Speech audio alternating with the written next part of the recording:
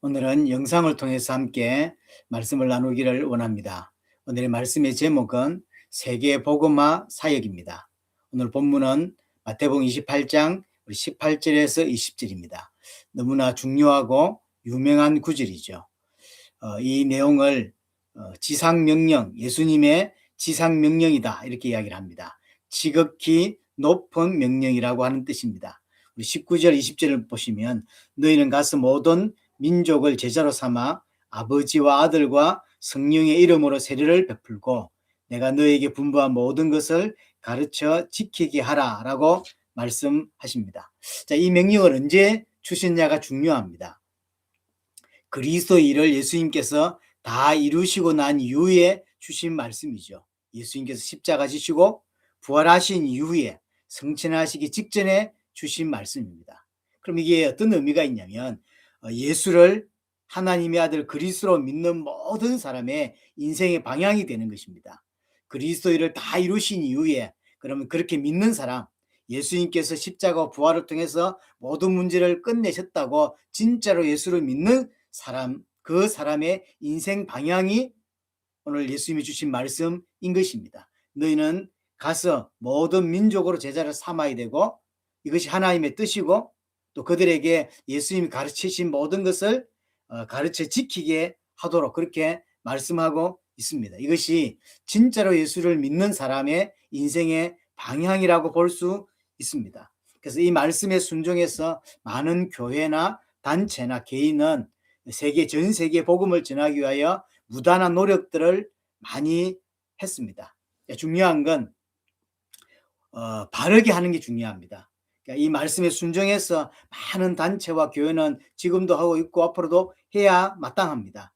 그러나 진짜로 마음에 좀 생각해야 될 부분은 뭐냐면 바르게 해야 된다는 거죠. 만약에 바르게 하지 못하면 안 한 것보다 못한 결과들이 나오게 됩니다. 지금까지는 전 세계를 복음화하는 부분에 있어서 내용보다는 방법에 많이 치우쳐 있었던 것 같습니다. 그래서 어떻게 하면 전 세계에 복음을 전할 수 있을까라고 하는 방법에 많이 얽매였던 것 같습니다. 하지만 진짜 중요한 것은 방법이나 형식이 아니라 내용이라는 거죠.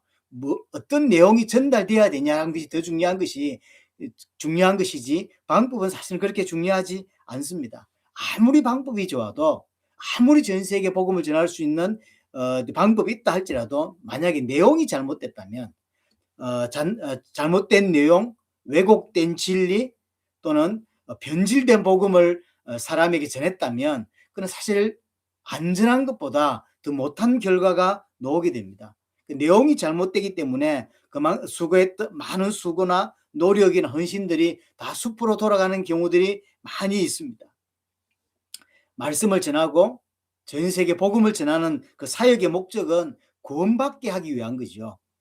하나님께서 이 땅에 준비한 영혼들이 하나님을 만날 수 있는 그 구원을 받도록 하는 거죠. 또 구원받은 자는 복음을 통해서 양육받게 하고 제자로 세워지게 하기 위해서 이 복음을 증언하는 것인데 잘못된 내용을 전달한다거나 틀린 내용을 전달한다면 그는 전하지 않은 것보다 못한 결과가 분명히 나오게 됩니다. 그래서 전 세계의 사역들을 좀 돌아보면 구제 사역 이상을 넘지 못하는 케이스들이 많이 있어요. 겨우 막 수많은 돈을 들여서 수많은 헌신과 노력을 통해서 겨우 하는 게 구제 사역, 그 이상을 넘지 못하는 케이스들이 많았습니다. 지금도 기억하는데 몇 년 전에 베네수엘라를 갔을 때 우리 집회를 하는데 어떤 분들이 찾아오셨어요. 오셔서 뭐라고 하냐면 왜 우리에게는 돈 안 주냐라고 이야기했어요. 저는 그 말을 처음에 이해를 못했습니다. 무슨 말이었냐면 한국에서 많은 선교사들이 오거나 한국에서 제일 큰 교회 이런 단체에서 또 교회에서 많이 오는 거죠. 와서 전부 봉투에다 돈을 넣어서 줬다는 거죠. 그것 때문에 온 거예요. 근데 우리는 돈을 안 주니까 왜 돈을 안 주냐? 돈 받으려고 집회를 왔던 거죠. 아프리카를 갔는데 USB를 준다는 아마 USB가 아마 비쌌던가 봐요. 그러니까 집회를 가면 한국 사람들이 하는 집회를 가면 USB를 준다. 이 소문을 듣고 집회를 참여한 분들이 꽤 많이 있었습니다. 그래서 또 어떤 지역에서는 어떤 교회 집회는 A라는 목사님 와서 설교를 하는데 집회를 하는데 어떤 선물을 준대.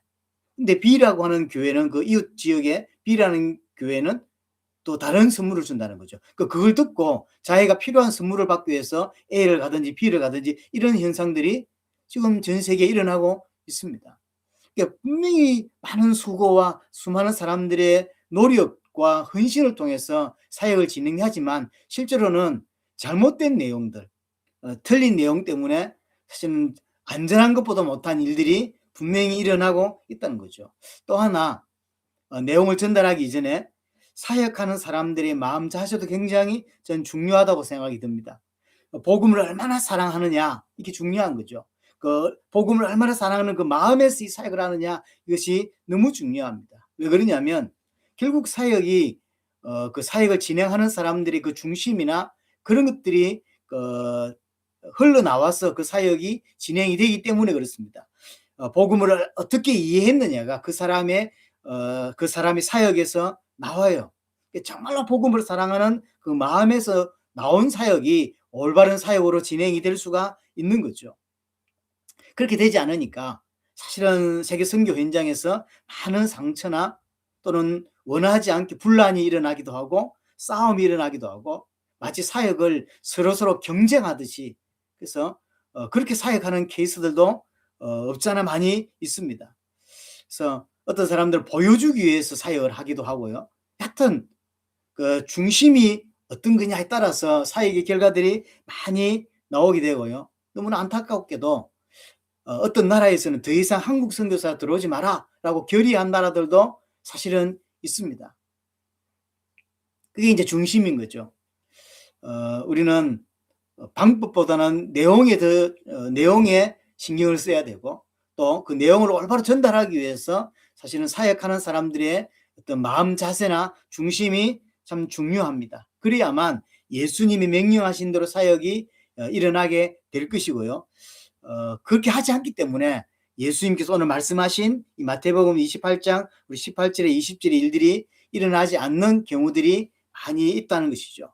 우리는 누구는 잘하고 누구는 못한다 이런 이야기를 하려고 하는 것이 아니고요. 정말로 세계복음화 하나님 원하시는 이 사역을 위해서 어떻게 하면 더 효과적으로 어떻게 하면 하나님 원하시는 모습대로 할 수 있을지 이런 고민들이 우리에게 필요한 시기가 되었다고 저는 생각을 합니다. 자, 먼저 좀 마음에 담고 시작해야 될 게 뭐냐면 첫 번째로 이 세계복음화 사역, 전도와 선교라고 하는 이 사역은 우리가 하는 사역이 아니라는 것을 반드시 명심해야 된다는 거죠. 이는 하나님이 하는 사역입니다. 전적으로 절대적으로 하나님이 하시는 일입니다. 많은 열매가 일어날 수 있고 많은 응답이 일어날 수도 있습니다. 하지만 이것이 내가 한 게 아니에요. 하나님이 하신 것입니다.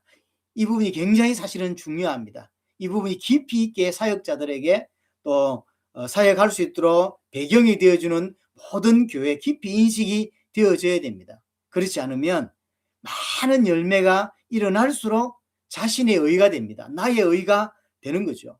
그래서 나름 성공한 케이스들, 나름 어떤 열매를 많이 맺은 어떤 단체나 어떤 그런 케이스들에서 더 많은 문제가 일어나고 있는 이유가 여기에 있는 거예요. 분명히 많은 역사가 일으키고 또는 많은 증거들이 일어났는데 일어난 이후에 더 많은 문제가 일어나는 이유가 뭐냐면 이것 때문이에요. 자신의 의를 드러내고 마치 자기가 한 것처럼 착각하는 것입니다. 내가 했다고 생각하는 거죠. 근데 그렇게 하지 못하는 사람들을 보면 비난하고 본인은 굉장히 교만하고 다른 사람 무시하는 이런 일이 반드시 일어나게 되죠. 우리는 기억해야 됩니다. 예, 세계복음화의 사역, 우리가 세계복음화할 수도 섬길 수 있는 것은 전적으로 하나님의 은혜인 것이고 하나님이 진행하시는 일인 것입니다. 생각을 해보세요. 영혼 구원만큼은 사람이 할 수가 없습니다. 전적으로 하나님만 하실 수 있는 일이에요.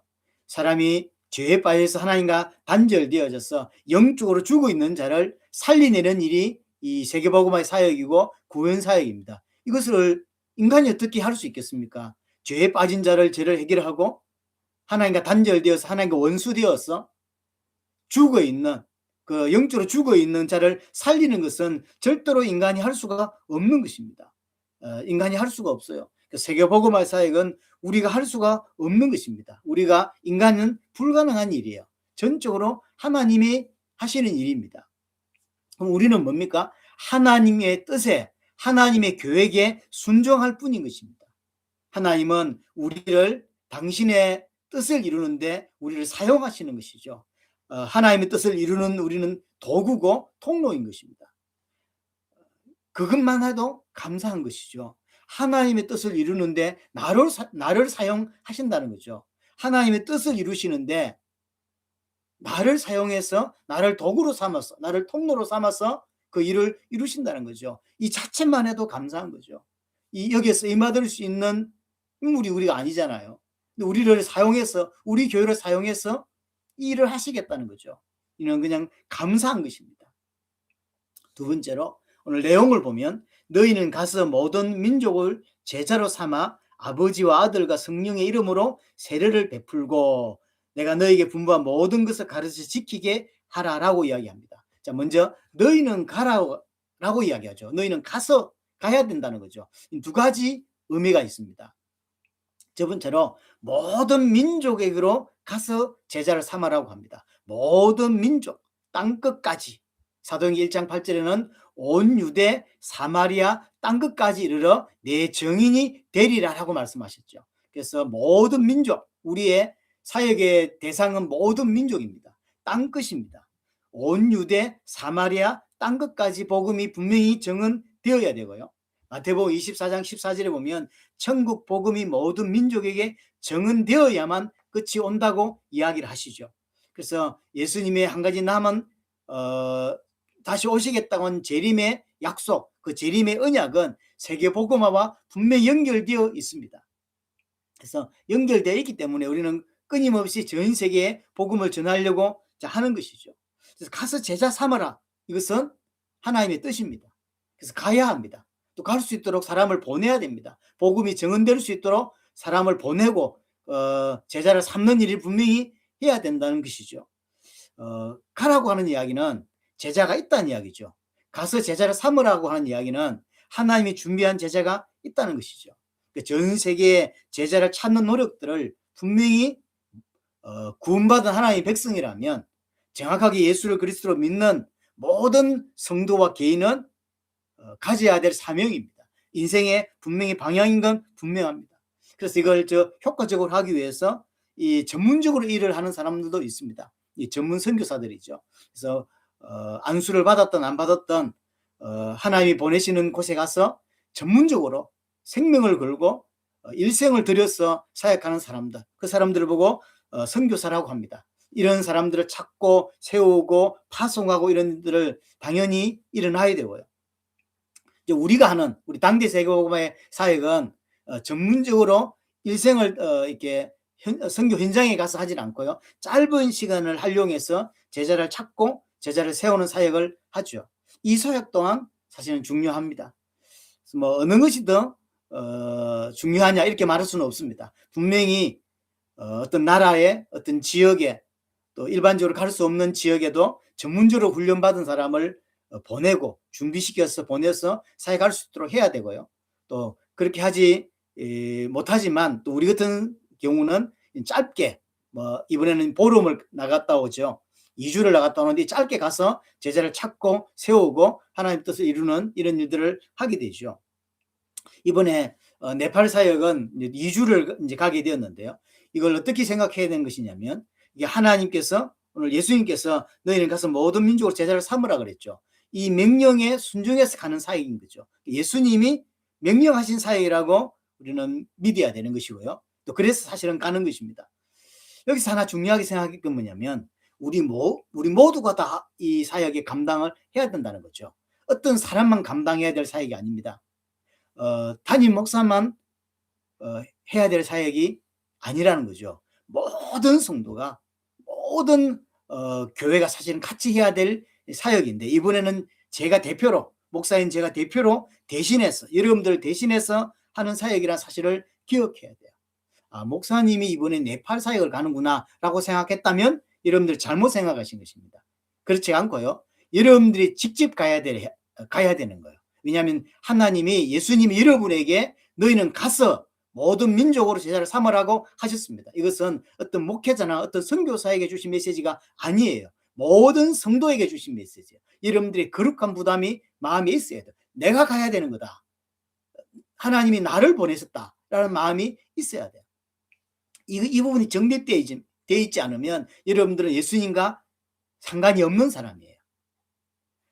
저에게 주신 메시지도 맞지만 여러분 개인에게 주신 메시지요. 너희는 가서 모든 민족으로 제자를 삼아라고 할 때 가야 될 대상이 누구냐면 여러분 자신이에요. 근데 모든 사람이 나올 수는 없잖아요. 그래서 우리는 지금 어떤 행태를 취하고 있냐면 저 같은 사람들을 대신해서 잠시 보내는 거죠. 그래서 그것은 여러분들이 가는 거예요. 여러분들이 간다라고 하는, 내가 간다라고 하는 깊은 인식이 여러분들에게 들어와 이제 있어야 되는 것이죠. 여러분들이 그 생각을 갖지 않으면 이번에 목사님이 어디 갔는갑다 이렇게 생각한다면 여러분들은 정말로 착각하신 겁니다. 정말로 생각을 잘못하신 거예요. 그건 하나님하고 관계가 있는 사람이 아닙니다. 예수 믿는 사람이 아니에요. 진짜로 예수 믿는 사람이라면 내가 가야 될 현장을 이번에 목사님이 내 대신 대표로 간다. 우리 교회를 대표해서 가는 거다. 이 생각이 올바른 생각입니다. 그래서 모든 민족에게 가서 복음을 증언하도록 우리는 해야 합니다. 직접 가든지 아니면 간접적으로 가게 하든지 가는 사람을 돕든지 어쨌든 예수님께서 우리에게 구원받은 자에게 주시는 명령 이 부분에 순종해서 가야 되는 것이 맞는 것이죠. 그래서 모든 민족에게 복음을 증언하는 것 이건 하나님의 뜻이고 하나님의 명령이고 하나님의 계획이라는 거죠. 여하튼 첫 번째 기억할 건 뭐냐면 모든 민족에게 가야 된다는 것이죠. 복음이 증언되어야 된다고 하는 것입니다. 자, 두 번째는 너희는 가스라고 할 때 이 가스가 헬라어로요. 이게 수동태로 볼 수도 있습니다. 수동태로 보는 거죠. 이게 수동태가 되면 무슨 말이냐면 전문적으로 전 세계 현장에 가는 것도 맞지만 지금 내가 있는 현장을 하나님이 지금 나를 보냈다고 보는 거죠. 이해됩니까? 그러니까 특별한 선교사들에게만 주는 메시지가 아닌 거죠. 모든 믿는 자에게 주셨는데 어떻게 해석하는 것이 맞냐면 모든 믿는 자는 하나님이 각각 다 모든 현장에 보냈다는 거죠. 쉽게 말하면 보냄을 받은 자가 난 거죠. 보냄을 받지 않은 성도는 사실 이 땅에 없습니다. 그러면 지금 내가 있는 이 현장에 하나님이 나를 보내신 거예요. 지금 있는 내가 살고 있는 이 현장이 하나님이 나를 보낸 선교 현장이라는 생각을 여러분들이 하셔야 된다는 거죠. 내가 있는 곳에서 지금 내가 있는 이곳에서 하나님의 명령한 지상 명령을 수행해야 되는 것이죠. 현재 보냄을 받은 그 현장에서 제자를 삼으라. 이 지상 명령을 우리는 수행해야 되는 것이죠. 세계복음화의 중요한 현장은 가는 현장도 있고요. 또 하나 지금 현재 내가 살고 있는 이 현장이 세계복음화의 현장이라고 하는 하나님이 지금 이곳에 나를 보냈다라고 하는 생각을 반드시 가져야 됩니다. 그래서 이 나라, 이 지역, 이 직장, 이 가정이 사실 선교 현장입니다. 이 가정에 하나님이 나를 선교사로 보낸 거죠. 이 직장에 하나님이 나를 선교사로 보냈습니다. 이 나라에 하나님이 나를 선교사로 보냈다는 거죠. 이곳에서 하나님의 뜻을 이루는 이곳에서 하나님의 계획을 이루고 제자를 찾고 삼고 세우는 그 일을 우리는 해야 된다고 하는 것입니다. 하나님의 일을 위해서 하나님의 백성을 지금 이곳에 보낸 것이죠. 그래서 땅끝까지 가야 될 사람도 있고 지금 내가 살고 있는 이곳이 땅끝이기도 합니다. 그래서 내가 살고 있는 이곳, 이 가정, 이 직장, 이 지역, 이 나라 내가 또 살아가면서 만나는 모든 삶의 만남들 있지 않습니까? 이 만남이 전부 다 선교 현장이라는 거죠. 하나님이 보냈기 때문에 그 만남이 있다는 것이죠. 이것이 구원받은 하나님의 백성이 가져야 될 중요한 생각입니다. 그래서 가라고 하는 것은 가서라고 하는 것은 두 가지 의미가 다 있어요. 실제적으로 물리적으로 땅끝까지 가야 되는 게 맞고요. 또 하나 모든 하나님의 백성은 내가 있는 현장이 선교 현장, 땅끝이라는 사실을 기억해야 되죠. 어느 게 더 어렵고 쉽겠냐라고 할 때 사실은 저 땅끝까지 가는 것보다 지금 여기 살고 있는 이 현장에 살면서 선교를 감당하는 게 사실은 조금 더 어렵습니다. 왜 그러냐면 복음을 전한다. 정말로 예수님을 하나님의 아들 그리스도로 전한다고 할 때 두 가지가 항상 병행돼야 돼요. 하나는 말로 정말로 예수님이 왜 그리스도인지 정확하게 복음이 정언돼야 되고요.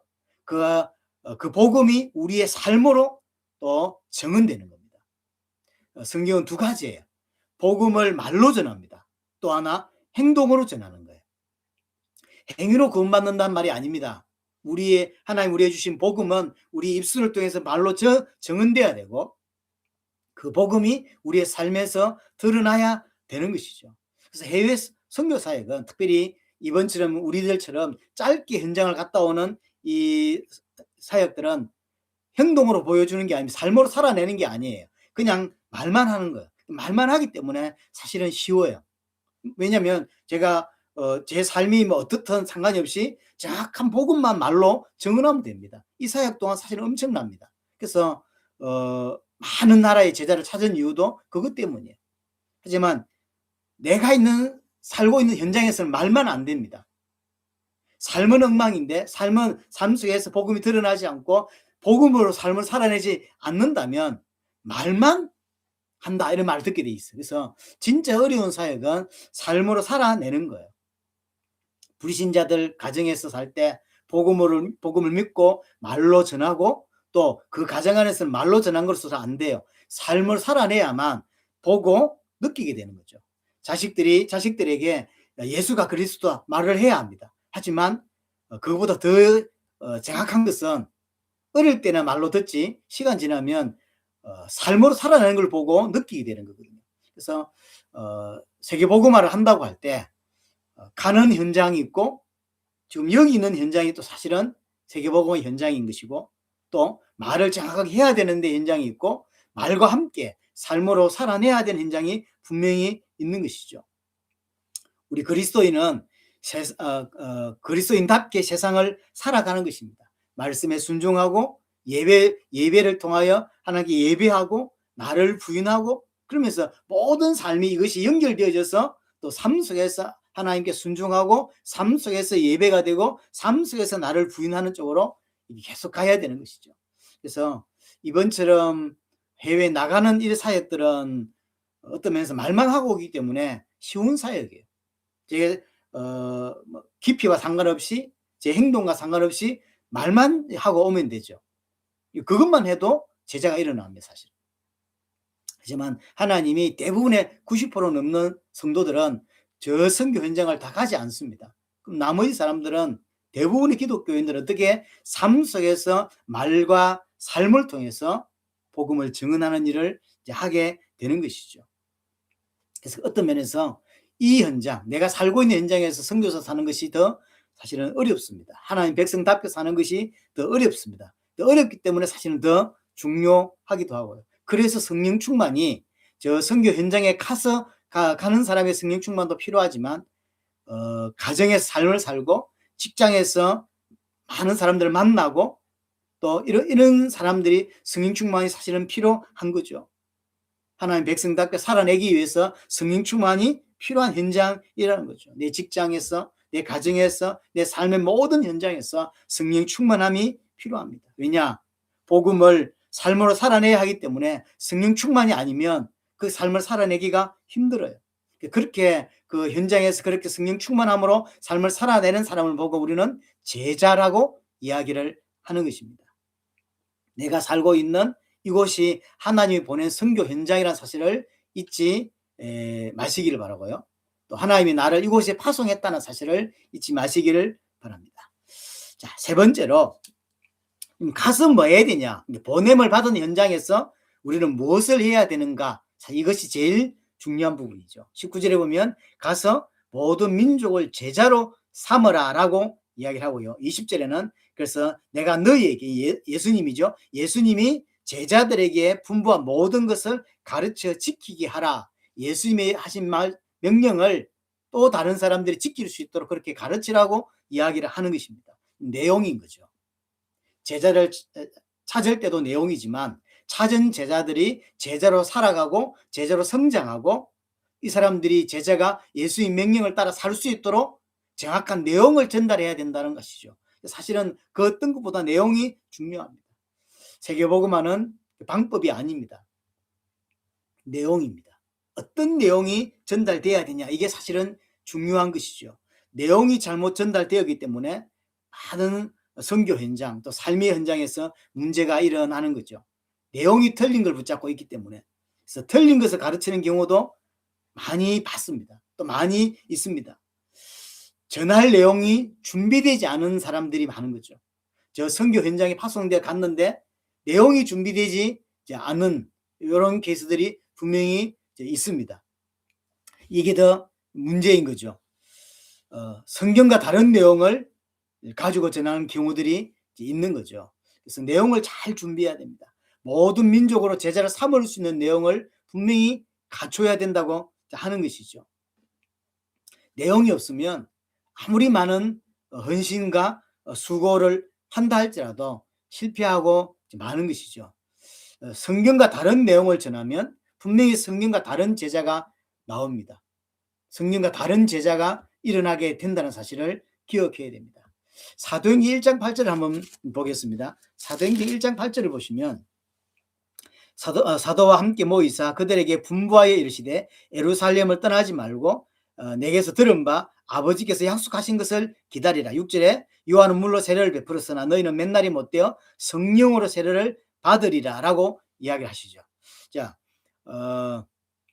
성천하시기 직전에 예수님께서 제자들에게 하신 말씀이죠. 예루살렘을 떠나지 말고 아버지께서 약속하신 성령을 기다리라. 좀 이상하지 않나요? 그리스도의 일을 완벽하게 이루신 예수님께서 제자들에게 나타나셔서 자, 다 됐다, 다 끝났다, 그러니 가라, 가서 제자를 삼아라, 이렇게 말해야 되는데 가지 말래요. 가지 말고 약속하신 성령을 기다리라 라고 이야기를 합니다. 약속하신 성령을 기다리라는 거죠. 그러니까 이제 6절에 제자들이 질문을 하죠. 질문을, 주께서 이스라엘 나라를 회복하심이 이때니까 하니, 성령을 기다리라고 하니까 그럼 그 성령을 받으면 이스라엘 나라가 회복됩니까? 라고 묻는 거죠. 제자들은 아직도 조금 직설적으로 이야기하자면 복음을 이해하지 못하고 있어요. 예수님이 3년 반 공생을 함께 했고 십자가 부활까지 체험했고 그 다음에 성천하기 직전까지 와 있음에도 불구하고 아직 제자들은 하나님의 나라가 뭔지 복음이 뭔지 이해하지 못하고 있어요. 지금 제자들이 생각하는 복음이 뭐냐면, 제자들이 생각하는 그리스도의 개념이 뭐냐면 예수님이 그리스도가 맞다면 이제 예수님께서 로마를 완전히 뒤집어 엎고 이스라엘 나라를 회복시켜 준다. 그게 하나님의 나라고 그게 복음이다라고, 그게 예수님이 이 땅에 오신 목적이다라고 생각을 하고 있는 거죠. 이게 부활하신 주님을 만나고도 여전히 그 생각을 가지고 있어요. 여전히 육신적인 그리스도를 믿고 있는 거죠. 군사적인 그리스도, 정치적인 그리스도, 우리를 부강하게 우리를 부자로 만들어줄 그런 육신적인 그리스도를 믿고 있는 것입니다. 그래서 예수님 십자가 지시고 부활까지 하셨는데 성령을 받으라고 하니까 이제 성령 받으면 우리를 로마의 압제로부터 해방시켜주고 이스라엘 나라에 회복되게 되는 겁니까? 라고 묻는 거예요. 지금 제자들이 생각하고 있는 복음, 제자들이 생각하는 그리스도는 자신의 나라를 해방시켜주고 자신의 개인들을 부자로 만들어줄, 부강한 나라로 만들어줄 그런 복음을, 그런 그리스도를 이들은 생각하고 있는 거죠. 그리스도를 이렇게 깨닫고 있는 거예요. 그러니 잘못 깨닫고 있기 때문에 전 세계를 나가면 안 되는 거예요, 지금. 그래서 나가지 말라라고 예수님이 이야기를 하는 것이죠. 그래서 약속하신 성령을 기다리라. 요한복음 16장 13절 14절에 보면 진리의 성령이 오시면 너희를 모든 진리 가운데로 인도하실 것이다 라고 이야기하죠. 성령이 오셔서 정말로 예수가 그리스도라는 사실을 깨닫게 해준다, 그 가운데로 인도해 준다라고 이야기를 하는 거예요. 그래서 베드로 같은 케이스에 보면 사도행전 2장의 약속된 성령을 받고 그 성령이 오시고 나서 깨닫게 되죠. 그래서 베드로가 변하게 되는 것들을 이제 보게 되어집니다. 특별히 사도행전 3장에 보면 성전 미문에 앉아 있는 그 안전뱅이 거지를 보게 되죠. 이때 뭐라고 이야기하냐면 은과 금은 내게 없거니와 내게 있는 것으로 내게 준다라고 이야기하죠. 옛날에는 은과 금을 주는 사역을 했다고 볼 수 있습니다. 이 사람들에게 당장 필요한 게 뭐냐면 은과 금이에요. 물질이에요. 먹고 살아야 되는데 당장 그게 필요하죠. 근데 진짜 성령을 받고 예수가 그리스도라는 사실을 진짜로 깨닫게 된 거죠. 진짜로 깨닫게 되니까 정말로 안전뱅이 이 거지에게 진짜 필요한 게 뭔지를 보이게 되는 거죠. 눈이 열린 거죠. 이 진짜 안전뱅이에 필요한 게 뭐다? 은과 금이냐? 아니라는 거죠. 예수 그리스도라는 거죠. 그렇게 눈이 열린 것입니다. 이 눈이 베드로에게 없었을 때는 어떻게 사역했냐면 은과 금으로 도왔던 거예요. 이 사람에게는 은과 금이 필요하다라고 생각을 했습니다. 하지만 눈 열리니까 진짜로 예수를 그리스도로 진짜 알게 되니까 복음을 진짜 알게 되니까 물질이 필요한 게 아니라 그리스도가 필요하다는 사실을 알게 된 거죠. 베드로의 눈이 바뀐 거예요. 진짜 필요한 것은 예수 그리스도인 거죠. 이 내용이 준비되어야 된다는 거예요. 정확하게 선교 현장에 정확하게 내가 살고 있는 이 선교 현장에 전달돼야 될 내용. 우리가 볼 때는 은과 금이 더 필요합니다. 사실은. 하지만 성령의 은혜로 복음을 진짜 깨달은 베드로가 어떤 눈이 열리냐면 은과 금이 필요한 것이 아니라 예수 그리스도가 필요하다는 사실을 알게 된 거죠. 이 눈이 열리게 된 것입니다. 우리가 잘 아는 마태복음 16장 13절에서 19절에도 보면 베드로가 주는 그리스도시요 살아계신 하나님의 아들이십니다라고 하는 아주 중요한 엄청난 고백을 베드로가 하게 됩니다. 이때도 예수님이 제자들에게 경고를 하세요. 뭐라고 이야기하냐면 자기가 그리스도인 것을 아무에게도 말하지 말래요. 예수님이 그리스도로 이 땅에 오셨고 그리스도를 앞으로 이제 완성하실 것인데 그럼 예수님이 그리스도다. 이게 복음의 내용이란 말이에요. 그럼 그걸 말해야 되는 거 아닌가요? 근데 말하지 말라는 거예요. 당신이 그리스도라는 사실을 아무에게도 말하지 말라라고 이야기를 하는 겁니다. 왜 그럴까요? 분명히 베드로의 고백은 올바른 고백이고 최고의 고백이 맞습니다. 이 땅에 구원받은 사람은 이 고백을 할 수밖에 없고 이 고백이 되지 않는 자는 사실은 구원받았다고 볼 수가 없습니다. 그런데 불구하고 왜 하지 말라고 합니까? 이 고백했을 때 예수님은 베드로를 칭찬하셨어요. 네가 복이 있다. 하나님이 네게 알게 해주신 거다. 네가 복을 받았다라고 이야기를 해주셨다고요. 그런데 왜 하지 말라고 했을까요? 왜 사람들에게 예수님이 그리스도라고 말하지 말라고 했을까요? 나중에 마태복음 16장 21절 28절에 보면 이 고백 이후에 예수님께서 그 고백을 하니까 이제 예수님께서 진짜 이야기를 하십니다. 당신이 이 땅에 오신 이유 십자가에 죽고 부활할 것에 대한 이야기를 예수님이 하시죠. 그러니까 베드로가 거기에 22절에 보면 마태복음 16장 22절에 보면 항변하여라고 했어요. 좋은 말로 항변이고 이제 말렸다는 이야기인데 실제로 언어에는 항변이 아니고 이제 말할까요?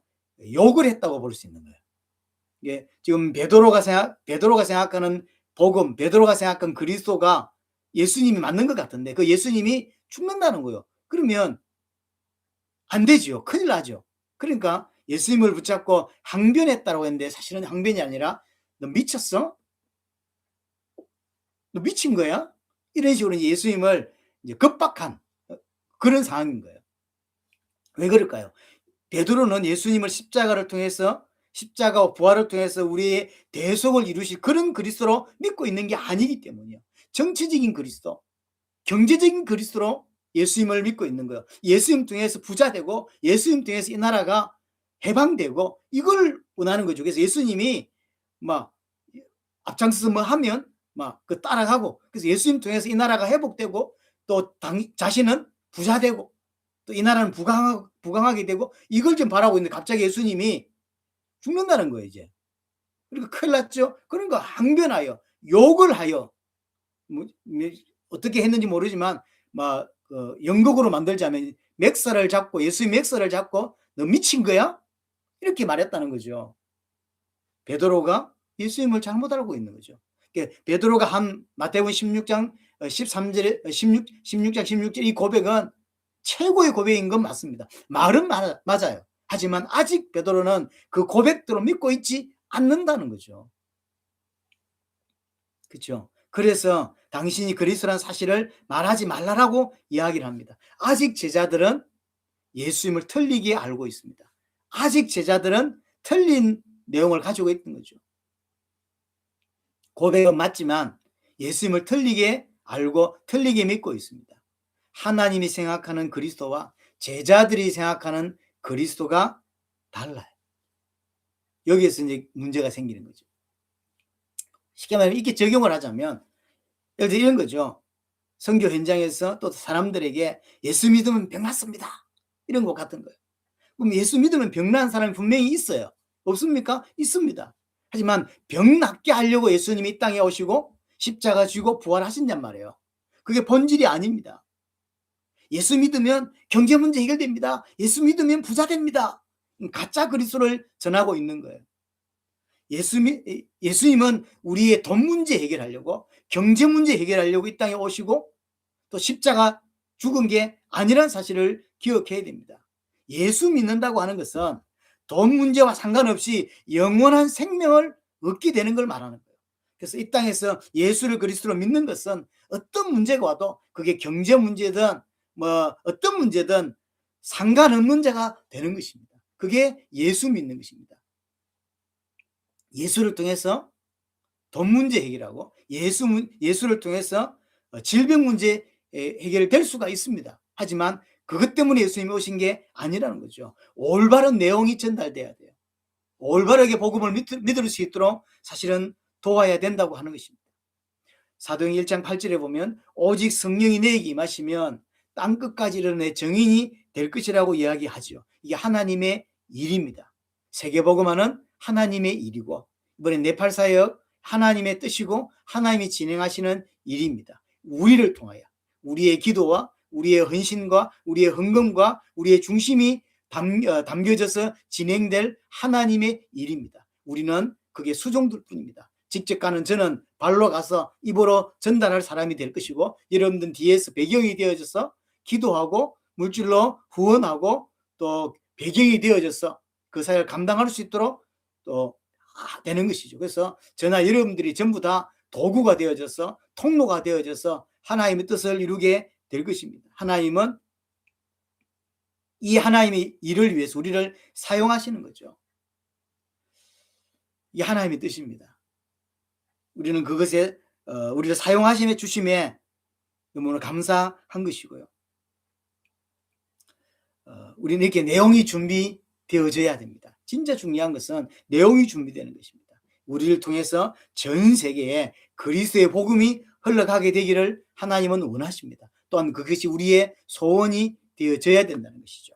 짧지만 오늘 마태복음 28장 18절에서 20절을 통해서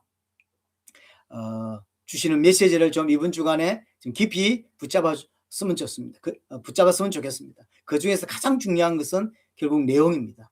올바른 내용이 준비되지 않으면 결국은 안 한 것보다 못한 일이 일어난다고 하는 사실이죠. 틀린 내용이나 변질된 복음을 전하는 케이스들이 너무나 많고 그냥 구제운동 이상을 넘어서지 못하는 선교들이 너무나 많습니다. 올바른 복음이 정은되어져서 또 올바른 제자들이 일어나고 그래서 그 제자들을 통해서 그 나라가 사는 일들이 일어났으면 좋겠고 무엇보다도 그 일을 우리를 통해서 하나님이 하신다는 것입니다. 한 주간 여러분들이 기도하시고 한 주간 이 사역을 두고 계속 마음 담아 기도하시는 그런 은혜가 있었으면 좋겠습니다. 우리 하나빛 교회가 주님의 명령에 순종할 줄 알고 주의 뜻이 여러분의 개인의 뜻이 되었으면 좋겠고 더 중요한 것은 여러분들이 있는 현장이 이번에 네팔 선교 현장뿐만 아니라 여러분들이 살고 있는 그 현장이 선교 현장인 사실을 그것이 땅끝이라는 사실을 기억했으면 좋겠고요. 무엇보다도 내용을 가지고 있는 교회, 내용을 가진 개인이 되었으면 좋겠습니다. 이번 주간 하나님 여러분들이 큰 은혜를 주시고 또 하나님과 동행하고 하나님 인도받는 한 주간 되시기를 바랍니다.